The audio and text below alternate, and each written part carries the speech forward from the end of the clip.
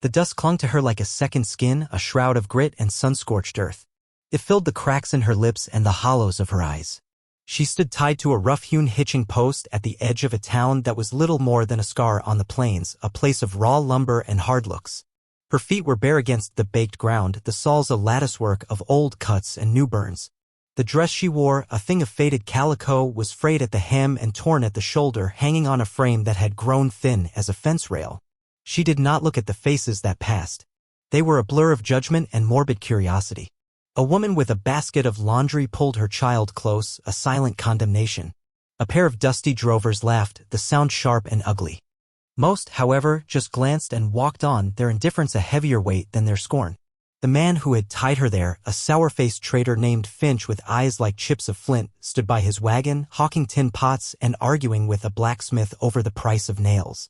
He had left her there as one might tether a tired horse, an object for display, for sale, for disposal. She kept her gaze fixed on the endless, shimmering horizon where the heat made the sky tremble. She had learned silence was a shield. It was a space inside herself they could not touch, a small, dark room where she could curl up and wait for the world to finish with her. The rope chafed her wrists, a familiar, biting pain. She had been passed from one hand to another for so long she could no longer remember the feel of her own. Then a shadow fell over her. Not the fleeting shadow of a passerby, but one that stayed, blocking the relentless sun. She did not look up. She had learned long ago that looking up only invited a command or a blow. But the shadow remained, silent and solid. Elias Thorne had seen it all from the doorway of the general store, his purchase of salt and coffee forgotten on the counter. He watched the girl at the post, the way she held herself perfectly still as if hoping to turn to stone and disappear into the landscape. He saw the careless cruelty in the way the rope was tied, the way the crowd treated her like a piece of refuse. He carried whole winters in his eyes, a landscape of loss that made him recognize the shape of desolation in others. He was a man who owned 1,000 acres of good land and 10 times that in cattle, a sprawling ranch that was both his kingdom and his prison. But all his wealth could not fill the echoing silence of his house. He saw Finch finally turn his attention back to her, gesturing with a greasy thumb. Tough girl, good worker, cost you less than a lame mule. Elias moved then, his boots stirring the dust in quiet puffs. He did not walk toward Finch. He walked to the post. The town fell quiet as he approached. Elias Thorne did not often come to town, and when he did, he rarely spoke. His presence was an event in itself. He stopped before the girl, his shadow a temporary mercy. He turned his gaze to Finch. His voice was low, flat, like stone grinding on stone. How much? Finch's flinty eyes lit with avarice. For a fine specimen like her? Strong back. Quiet, too. A man like you, Mr. Thorne, alone out there. Elias cut him off. He reached into the leather pouch at his belt and pulled out a handful of silver coins, heavy and real. He did not count them. He tossed them in the dust at Finch's feet. The sound they made, a dull clatter in the dirt, was final. For your trouble, Elias said, the words clipped. Now get off my land. The town was not his land, but the statement was not about property. It was about authority. Finch gaped, then scrambled to pick up the coins, his greed overwhelming his pride. Elias turned back to the girl. She still had not looked at him. He pulled a worn pocket knife from his coat, the bone handle smooth from years of use. With a single, fluid motion, he sliced through the coarse rope binding her wrists. The fibers parted with a soft sigh. The rope fell away. He stepped back immediately, giving her space. He did not offer a hand. He did not speak a word to her. He simply turned and walked toward his wagon, the quiet expectation clear in his posture. She was to follow. After a long moment, a silence that felt as vast as the plains, she did. Her bare feet made no sound in the thick dust. The journey to his ranch was carved from silence. The sun beat down, and the only sounds were the groan of the wagon wheels and the tired plod of the horses. The dust they raised lifted behind them like ghosts of all they were leaving. He sat on the driver's bench, his back straight, his gaze fixed on the horizon. She huddled in the back of the wagon, nestled between sacks of flour and a crate of tools, making herself as small as possible. The world she knew, a world of loud commands and rough hands, had been replaced by this vast, unspoken emptiness. An hour into the ride, he reached back without turning, offering a dented tin canteen. His knuckles were cracked and scarred, the hand of a man who worked. She hesitated, her eyes tracking the movement. It was the first gesture offered to her that was not a precursor to a demand. Slowly, her small, chapped hand reached out and took it. The water was warm and tasted of metal, but it was the kindest thing she had felt in a year. She drank, then passed it back, their fingers brushing for a fraction of a second. A spark of warmth, fleeting and strange. They arrived as dusk began to bleed blood orange and violet across the sky. The ranch was vast, the fences stretching out until they dissolved into the haze. The house itself was large, made of dark, weathered timber, solid and imposing. But it looked hollow. It was a house that had forgotten how to breathe. A windmill turned slowly, its creak a lonely, rhythmic complaint against the wind. Off to the side, on a small grassy knoll, stood two simple wooden crosses, stark against the fading light. Elias stopped the wagon and climbed down. He tended to the horses first, his movements efficient and practiced. He did not tell her what to do. He simply went about his tasks, leaving her to stand by the silent wagon. She watched him, her gaze taking in the house, the empty corrals, the two lonely graves on the hill. The land itself seemed to be holding its breath. When he was done, he walked to the porch and pushed open the heavy front door. He lit a lantern just inside, the flame casting long, dancing shadows. He looked back at her, a silent summons. She slipped out of the wagon and approached the house as one might approach a sleeping wolf. The floorboards creaked under her bare feet. The inside was as spare as the outside. It was clean, meticulously so, but it felt unoccupied. A long wooden table with two benches. A stone hearth, cold and black. A set of shelves with a few books and a stack of neatly folded blankets. There was a ghost here, the shape of a life that had been abruptly packed away. He gestured to a small room off the main living space. "You can sleep there," he said. It was the first full sentence he had directed at her. The room was little more than a closet with a narrow cot, but the blanket on it was clean and the air was cool and still. He did not wait for a reply. He went to the hearth, stoked the embers from the morning, and began to build a fire. Later, after he had cooked a simple stew of salted pork and beans, he ladled a portion into a bowl and set it on the floor outside her door. He did not knock. He did not call her. He simply left the offering and retreated to the far side of the room to eat his own meal in the flickering firelight. He left the door to her room slightly ajar, and his own bedroom door he left wide open. The message was unspoken but clear: there were no locks here for you. You are not a prisoner. From the darkness of her cot, she smelled the stew. Hunger, a sharp and painful knot, tightened in her belly. After an hour of waiting, listening to the crackle of the fire and the low sigh of the wind outside, she crept out. She took the bowl, her hands trembling, and retreated back into her room, closing the door until only a sliver of light remained.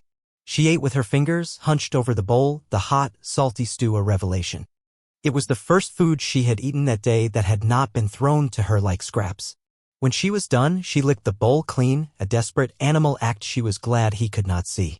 In the safety of her small, dark room, a single tear traced a clean path through the grime on her cheek. It was not a tear of sadness, but of a strange, terrifying relief that felt like falling. The days settled into a rhythm as quiet and steady as a slow pulse. There were no orders given. She woke with the first gray light of dawn, stirred by the sounds of him already moving about, preparing for the day's work. She would find coffee boiling on the stove and a slab of bread left on the table. While he was out on the range, tending to the cattle or mending fences that ran for miles, she began to stitch their lives together with raw thread. She started with the floor. She found a broom and swept away the fine layer of dust that always seemed to creep in, the dust that was a part of this land. She scrubbed the long wooden table until the grain shone. She washed the few dishes, stacked them neatly. She worked not from duty, but from a deep, instinctual need to impose order on a small corner of a chaotic world. The house, which had been so hollow, began to feel less like a tomb and more like a shelter. He would return at dusk, covered in the same dust she had spent the day sweeping away. He would nod a curt greeting, his face unreadable, and wash in a basin on the porch. They ate their meals in silence, seated at opposite ends of the long table. The silence was different now. It was no longer the heavy, waiting silence of the journey, but a shared space, comfortable and worn as an old coat. It was a silence built of mutual observation. She noticed the way he always favored his left shoulder, the deep weariness in his eyes that never quite left. He noticed the way she moved, silent and fluid, and the way her hands, though chapped and rough, were deft and careful as she mended a tear in his shirt. One afternoon, while gathering kindling near the rise, she found herself at the two graves. The wooden crosses were weathered, the names carved into them softened by sun and rain. Mary Thorne, Sarah Thorne, wife and daughter. She ran her fingers over the rough wood. She did not know these people, but she knew the shape of their absence. It was the same shape that was hollowed out inside her. Without thinking, she began to pull the weeds that had grown up around the bases of the crosses, her fingers moving gently through the dry soil. She found a few stubborn prairie wildflowers growing nearby and laid one at the foot of each grave. He saw her from a distance, a small figure kneeling on the hill. He stopped his horse, his hand tightening on the reins. No one had tended those graves but him in 5 years. A nod of something unfamiliar, something tight and protective and painful, formed in his chest. He turned his horse and rode back to the far pasture, leaving her to her quiet work. The gestures between them remained small, unspoken. He came back one day with a pair of sturdy leather boots and left them by her door.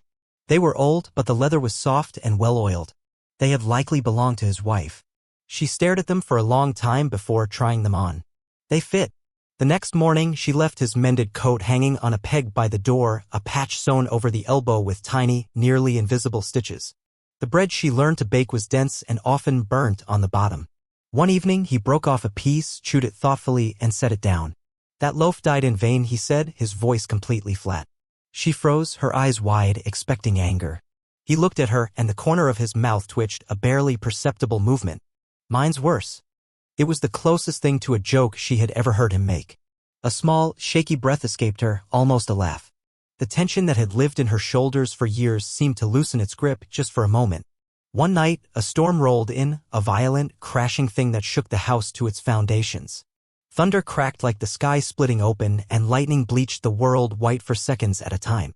She was woken by it, not from the noise, but from the memories it stirred. The shouting. The slamming doors. The terror of being locked in a dark space while the world raged outside. She sat bolt upright on her cot, her heart hammering against her ribs like a trapped bird. The room felt small, suffocating. The walls were closing in. A thin whimper escaped her lips. Section Elias heard it. He was sitting by the dying fire, unable to sleep, the storm mirroring the one inside him. The sound from her room was faint, barely audible over the wind, but it cut through the noise. He rose and walked to her door, which was closed. He did not open it. He simply stood outside, a silent guardian. "The door ain't locked," he said. His voice low but clear enough to carry through the wood. "Never will be." He waited. He heard a rustling sound, then the soft creak of the door opening a crack. She stood in the sliver of darkness, a silhouette against the deeper black of her room. She did not speak. She did not have to. He understood the language of fear. He returned to his chair by the hearth and added a log to the fire. The flames leaped up, pushing back the shadows. He sat there for the rest of the night, a silent sentinel, until the storm passed and the first light of dawn broke, soft and gray. When he finally looked toward her room, he saw she had fallen asleep on the floor just inside her doorway, one hand resting on the door jamb as if to assure herself it would not close. The foundation of trust, laid with gestures of food and shelter, now deepened into something more solid, something forged in a shared vigil against the night. It was her daily ritual that first planted the seed of his unease. Every afternoon after the main chores were done, she would walk up the grassy knoll to the 2 graves. She spent only a few minutes there, pulling a stray weed, tidying the small stones she had arranged around the plots, or simply standing with her head bowed. He watched her from the porch or the barn, a tightness in his chest. It was a private grief she was tending, and he felt like an intruder for even watching. But it was also his grief she was touching, and the two bled together in a way he could not parse. Then came the harbinger. It was not a letter nor a rider in the distance, but a change in the wind. A feeling. The air grew heavy still. The birds fell silent. Elias felt it in his bones, the same way he could feel an approaching blizzard. Trouble was coming.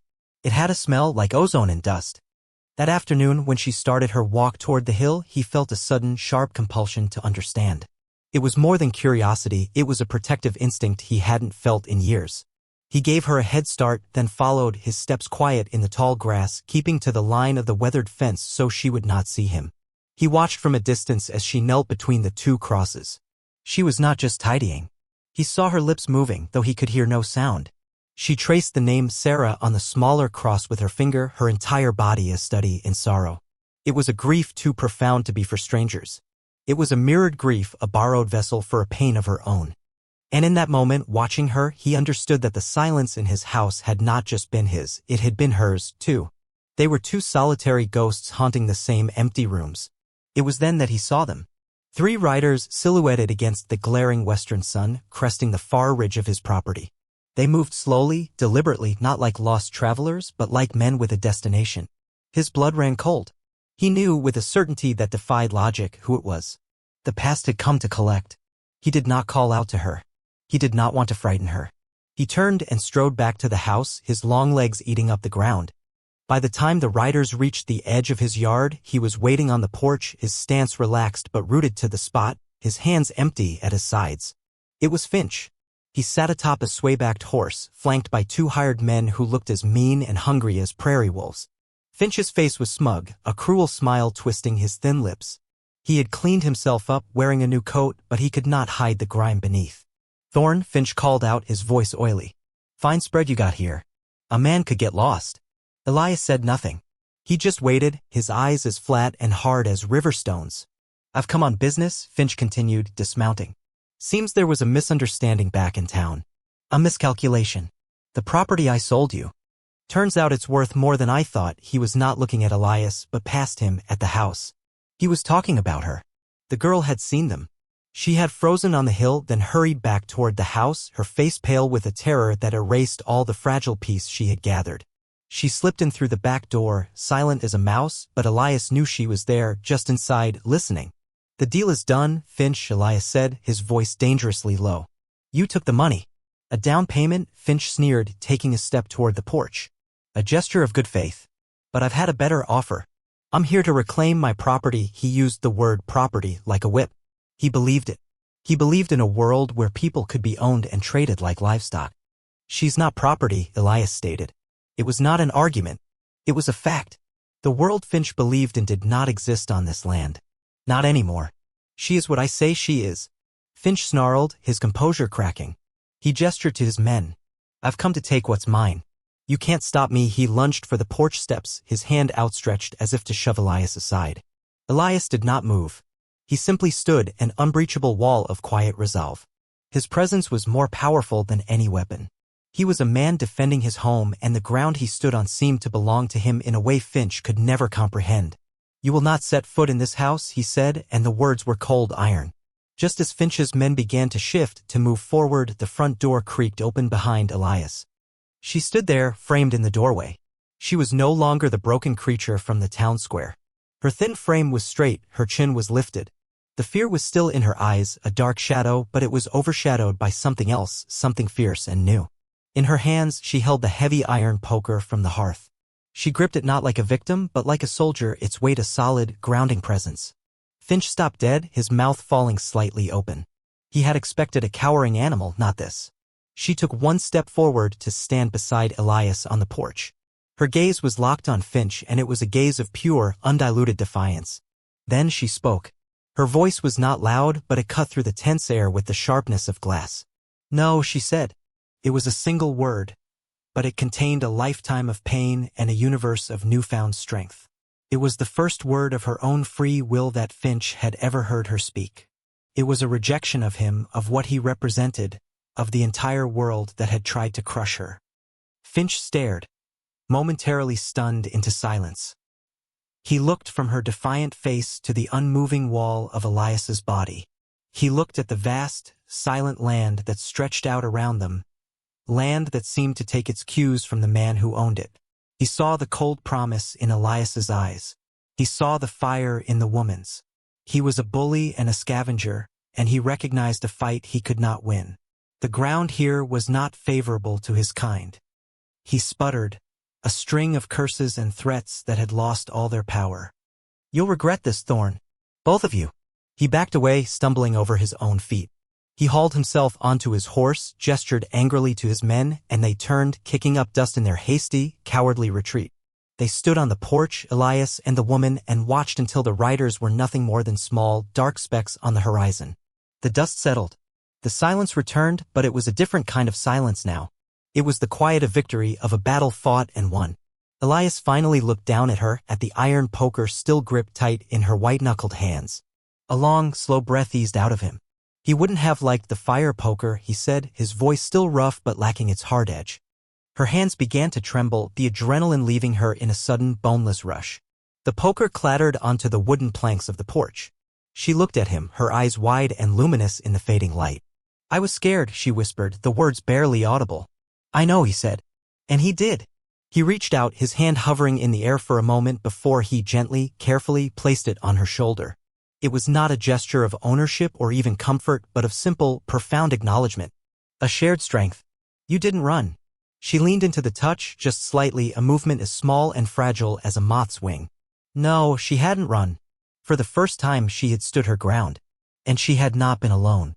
The fire in the hearth burned low, casting a warm, flickering glow across the room. The confrontation had stripped the air bare, leaving behind a stillness that was both fragile and profound. They sat not at opposite ends of the table, but on the floor before the fire, a bowl of stew shared between them. The poker lay on the hearth, no longer a weapon, just a piece of iron warmed by the flames. For a long time, neither spoke. The unspoken things hung in the air, but they were no longer heavy with unspoken grief. They were questions waiting for a voice. It was Elias who finally broke the silence, his voice softer than she had ever heard it. "The graves," he began, his eyes on the dancing flames. "On the hill. Why do you tend them?" She looked down at her hands, clasped in her lap. She traced the frayed edge of her sleeve. "She was so small," she whispered, her voice thin as thread. The words were for the smaller grave, for Sarah, but they carried the weight of another memory. Her name was Anna. She had hair the color of corn silk. Elias's breath caught in his throat. He did not need to ask. He understood. The grief he had seen her tending on the hill was not borrowed. It was her own. She had found a place to lay it down, a small patch of earth to house a sorrow that had no other home. His Mary, his Sarah. Her Anna. Their losses were not the same, but they rhymed, echoes in the same vast, lonely canyon of what-ifs. "He, the man before Finch, we were crossing the river," she continued, the story tumbling out in broken pieces, words she had held inside for years. "The wagon went over. I had her in my arms, but the water was so cold," she stopped, her body shuddering with a silent sob. He did not move to touch her. He gave her the dignity of her own pain, just as he guarded his own. He let the silence hold her until the trembling subsided. The fire only changes everything if something new is waiting in the ash. Her story was the ash of her old life. And in sharing it, she was planting something new in the barren soil of his. The emptiness of his house had been filled not by her presence, but by the sharing of her absence. "You're either the kindest man I've ever met," she said after a long while, her voice raw, "or the most foolish." He looked at her then, truly looked at her, and for the first time, the winter in his eyes receded, revealing a glimpse of a forgotten spring. "Can't I be both?" A small, watery smile touched her lips. "I don't know your name," he said. It was not a demand. It was an invitation. She took a deep breath, as if the act of speaking her own name was a monumental effort, a reclaiming of something precious that had been taken from her. "It's Lena," she said. "Lena." The name settled in the quiet room, solid and real. It was the sound of a key turning in a lock that had been rusted shut for years. It was the name of the woman who had stood beside him, who had faced down her past with an iron poker and a single, powerful word. The next morning, he went to the old root cellar. The door was warped and swollen, held shut by a heavy iron padlock, green with age and disuse. He took a sledgehammer from the barn and, with 3 clean, ringing blows, shattered it. The metal shrieked and broke apart. He picked up the ruined lock and carried it to the edge of the deep ravine behind the house. He held it in his palm for a moment, its weight a symbol of all the prisons, seen and unseen. Then he threw it, watching it arc through the air and disappear into the shadows below. When he returned to the house, Lena was on the knoll. She had not planted wildflowers this time. She was clearing the ground around the 2 crosses, making a third space. A small, unmarked plot for a girl with hair like corn silk. She was not burying a memory but giving it a place to rest. Weeks turned into a month, then 2. The rhythm of their life found a new, deeper cadence. Laughter, quiet and rare at first, began to find its way into the spaces between the floorboards. He taught her how to read the sky for rain, she taught him that bread did not have to be a weapon. One evening, he came back from town with a bolt of blue cloth and a small wooden box. He set them on the table without a word. Inside the box were needles and thread. The final image of their old life burned away slowly like a lingering sunset. In its place, a new one bloomed. It was a picture painted in the quiet colors of dusk, the two of them on the porch sitting not at opposite ends but together watching the stars prick the vast, dark canopy of the sky. The house behind them was no longer hollow. It breathed. It held the scent of baking bread, of wood smoke, of the blue flowers Lena had planted in a tin can on the windowsill. It was not a grand love story written in fire, but a quiet one, stitched together with threads of shared silence, mutual respect, and the slow, patient healing of two broken souls who had found, in each other's company, a place to finally come home. This story, it isn't just about a rescue on some dusty frontier. It's about the quiet truth that sometimes the deepest cages aren't made of iron bars but of the names we're given by a world that doesn't care to know our own. It's about the silent contracts we make, the unspoken kindness that says, I see the hurt in you because I have its brother in me. We all have a name we were given and a name that is truly ours. And finding the courage to speak your own name, to claim it, is its own kind of salvation. The world will always try to tell you who you are, what you're worth, what you're for. It will try to tie you to a post in the public square of its own judgment. So here's your naming. It's the moment you decide your worth is not up for auction. It's the moment you pick up the poker, not to strike, but to stand. It's the moment you realize that true strength isn't about never being afraid, but about being terrified and standing your ground anyway. And if you're brave enough to do that, if you're quiet enough to listen past the noise, you might just find there's someone else standing in the silence with you, waiting to ask your name. You might find that the most broken things can be put back together, not as they were, but as something stronger, something truer, something finally and completely whole.